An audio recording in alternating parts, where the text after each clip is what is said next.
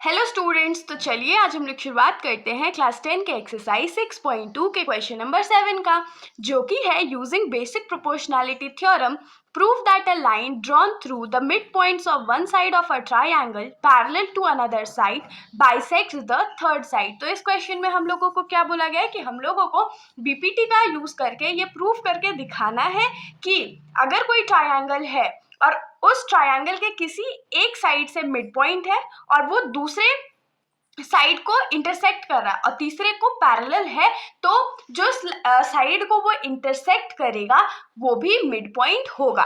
तो बोल के तो नहीं समझ में आएगा, तो हम लोग चलिए इसको फिगर के थ्रू समझते हैं। तो सबसे पहले हम लोग एक ट्रायंगल ड्रॉ करते हैं।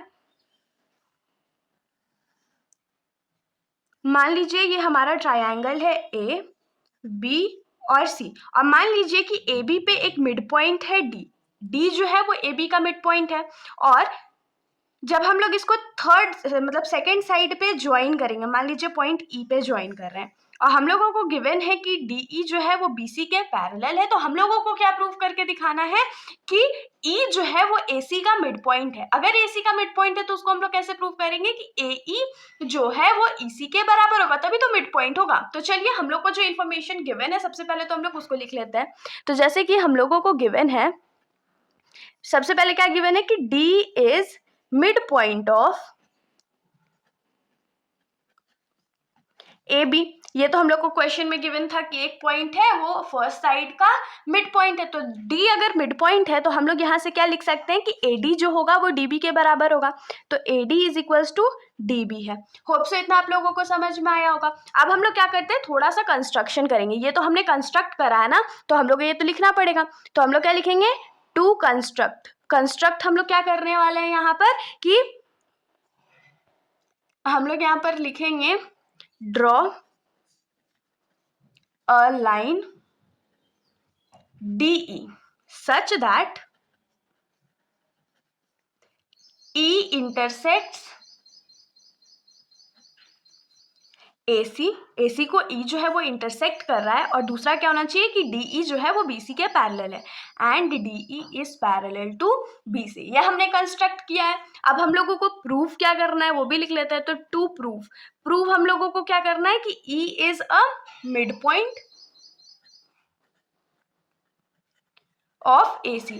E जो है वो AC का मिड पॉइंट है, तो इसके बदले हम लोग इसको क्या लिख सकते हैं कि AE जो है वो EC के बराबर है। ये हम लोगों को प्रूव करके शो करना है। अब हम लोग प्रूविंग पार्ट पे आते हैं, तो हम लोग लिखेंगे प्रूफ। और इसका प्रूफ कैसे करेंगे, तो सबसे पहले हम लोग क्या लिखने वाले हैं कि since D is mid point of A B, ये हम लोग को गिवन था कि डी जो है मिड पॉइंट है ए बी का, तो यहाँ से हम लोग क्या लिख सकते हैं कि ए डी जो होगा वो डी बी के बराबर होगा। ये हमने गिवन में भी लिख के रखा था। अब देखिए, अगर ये जो डी बी है हम लोग उसको लेफ्ट साइड में ले आए तो यहाँ पर क्या हो जाएगा, A D by D B हो जाएगा, क्योंकि हम लोग डी बी इंटू वन भी लिख सकते हैं। वन से मल्टीप्लाई करके तो कोई फायदा नहीं है, क्योंकि ये मल्टीप्लाई में था इसको हमने डिवाइड में भेज दिया, तो ये किसके इक्वल हो जाएगा, वन के इक्वल हो जाएगा। इसको हम लोग अज्यूम कर लेंगे टू बी इक्वेशन नंबर 1। अब हम लोग क्या करते हैं, हम लोगों को क्वेश्चन में क्या पता है कि ट्रायंगल एबीसी है, और ट्रायंगल एबीसी में डीई जो है वो बीसी के पैरेलल है। हम लोग जानते हैं कि बीपीटी के थ्रू अगर कोई भी लाइन ट्रायंगल के थर्ड साइड के पैरेलल होता है तो बाकी दोनों साइड्स को इक्वली या इक्वल रेशियोज में डिवाइड कर देता है ना। तो हम लोग इसमें क्या लिखने वाले हैं कि in triangle ABC DE is parallel to BC। तो बाय बेसिक प्रोपोर्शनैलिटी थ्योरम